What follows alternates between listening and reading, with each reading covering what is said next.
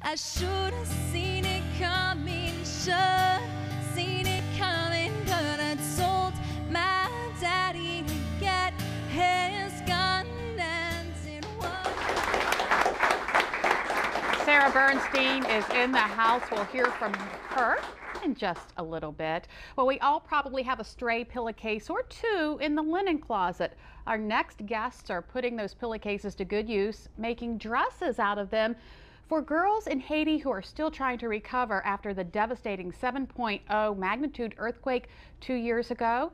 Melanie Metzger is a registered nurse and is returning to Haiti at the end of April to deliver supplies and pillowcase dresses. And Barbara Entwistle is a volunteer with the Pillowcase Dresses. Thank you, ladies, for joining us this afternoon. You're welcome. First of all, how did both of you get started with your work for Haiti? I volunteered. I'm a registered nurse, and last year during the cholera epidemic, there was a need for registered nurses to go down and do IV hydration therapy, so I volunteered with Samaritan's Purse. And while I was there, my heart was just really touched by the plight of the children and the poverty in Haiti, and I knew one day I definitely would be going back. Yeah, so you guys make pillowcase dresses. Tell us about that.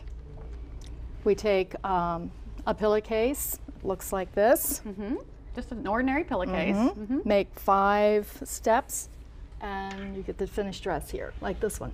These are beautiful. Now, these you actually can do in a short amount of time with very little, I guess, sewing experience. Right. It takes about 20 minutes. I have one here. Okay. The first step is to cut off the top, and the amount of fabric that you cut off determines the size. The more you cut off the top, the smaller the dress.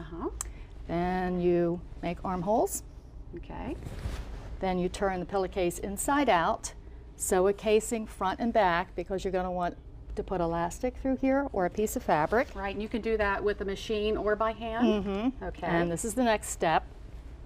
There is the top. And you put the elastic in there. And sew both sides. So both sides. And then add straps. That is amazing. That's the dress. That is a very simple process. Now, you are actually taking dresses to Haiti, but you're also making these kits. Tell us about those. This was Melanie's idea.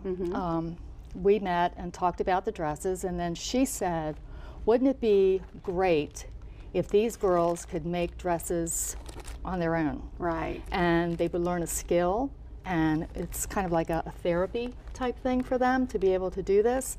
So she said, can you put everything in a Ziploc baggie? And I said, I think so.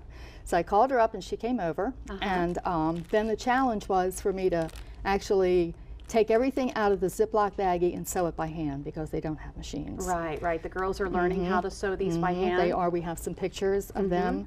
And that is... There they are. Oh, yeah. So that's the best part. I've always given before and then wondered, is my gift really going to get there? Right. And now I know it does. Yeah. It gets there. So we want people to get interested. We'd love pillowcases, other items that will go in the kits, or volunteer and come to one of the parties. So if you just get up with me, you'll be invited. All right.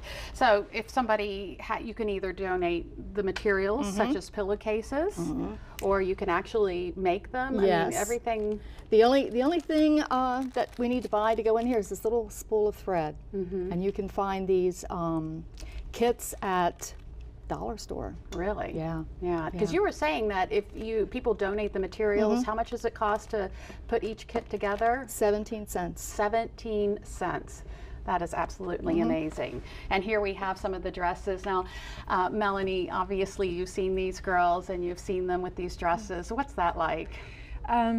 It's really thrilling to be, when you come from such a poor place, the smallest thing seems like such a big gift. And what we did, my friend Morgan that we're helping out is trying to shut down a very corrupt orphanage and rescue these children, bring them to the safe house and provide for their needs. So what we did, the children hadn't yet come to the safe house. We were teaching the staff to sew, and it was incredible to see the joy, especially the men, because we didn't have any idea that they would pick up on this so rapidly. All right. And actually Morgan had us stop making the kits because she was so excited about the girls having an opportunity to put them together. That is so wonderful. And if you would like some more information on Melanie and Barbara's efforts, and for more info on the Pillowcase project, go to delmarvalife.com and click on the Show tab.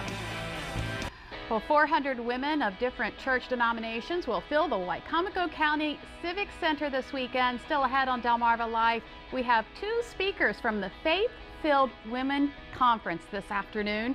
We'll hear from Kathy Cairo and Curtis Rowan of the Sitting Room Radio Show. Delmarva Life, life at its best here on Delmarva.